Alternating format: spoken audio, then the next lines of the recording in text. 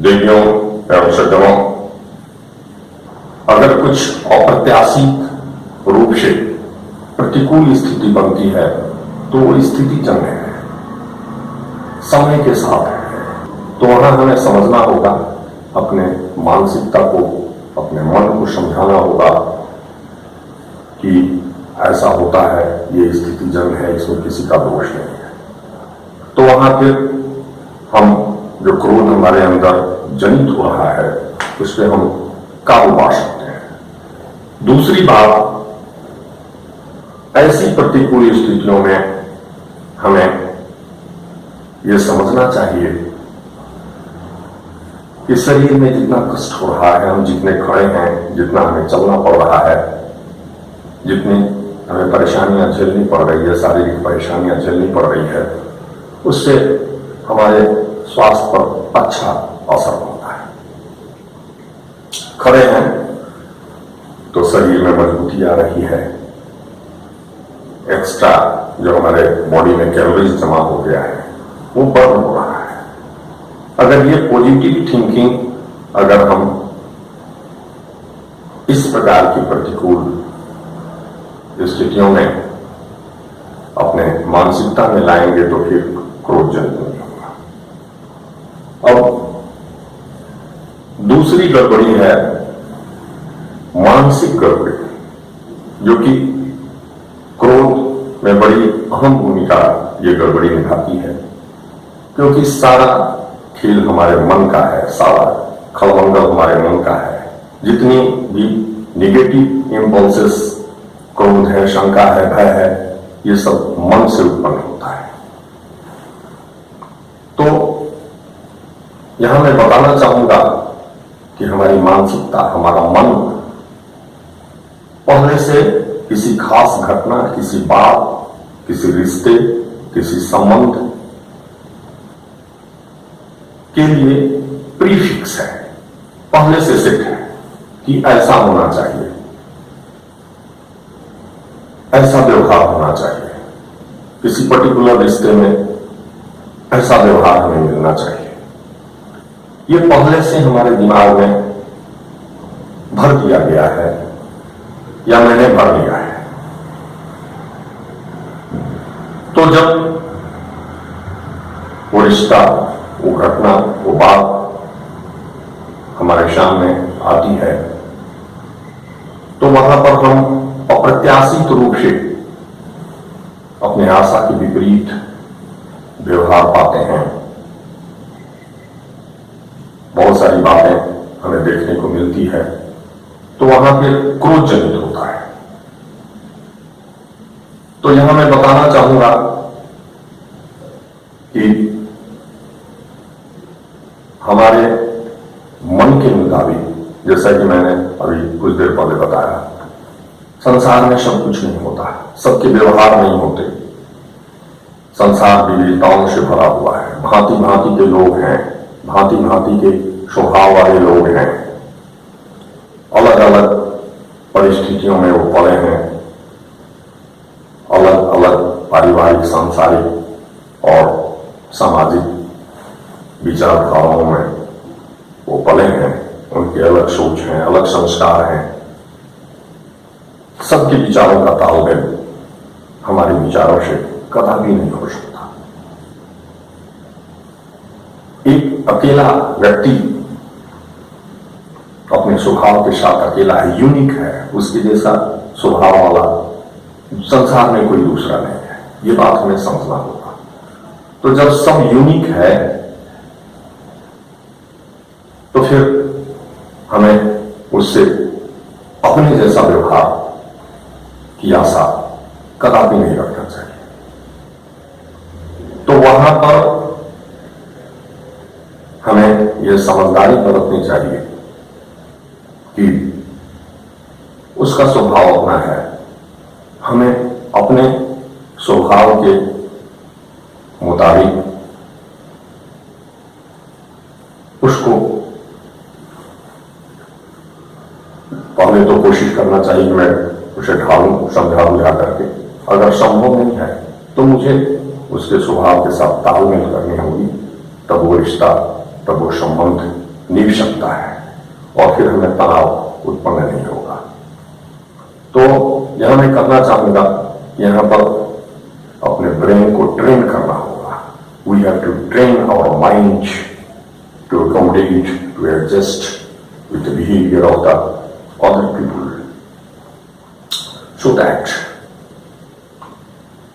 we can not be angry. तो वहां पर अगर हम एडजस्टमेंट के साथ चलेंगे, तालमेल के साथ चलेंगे, तो वहां पर क्रोध उत्पन्न नहीं होगा। क्योंकि जैसा मैंने अभी कहा कि संसार अपने मन से नहीं चलता, हमें संसार के साथ चलना पड़ता है, अपने को बदलना पड़ता है। तो दिमाग में फ्लेक्सिबिलिटी होनी चाहिए, हमें ब्रेन को फ्लेक्सिबल बनाना है।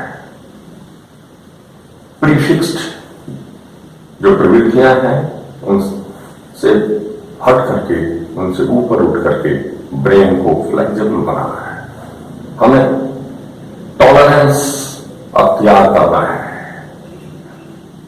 अगर कोई गलत व्यवहार भी हमारे साथ कर रहा है तो वहां साक्षी भाव से सोचना है